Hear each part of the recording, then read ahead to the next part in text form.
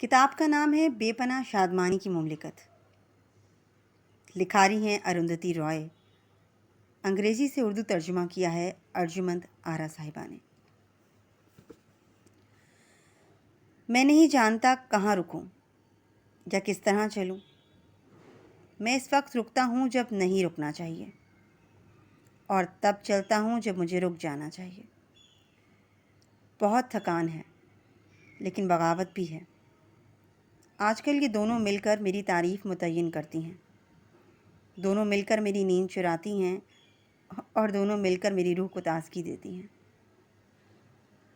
بہت سارے مسئلے سامنے ہیں جن کا کوئی حل نظر نہیں آتا. دوست ہیں جو دشمن بن گئے ہیں. اگر اعلانیہ نہیں تو خاموش، کم سخن دشمن. لیکن منتظر ہوں کہ میرا کوئی دشمن بھی کبھی دوست میں بدل جائے. کوئی امید نظر نہیں آتی، لیکن پر امید رہنے کا ڈھونگ کیے جانا تنہا وقار ہے جو ہمارے پاس باقی رہ گیا ہے.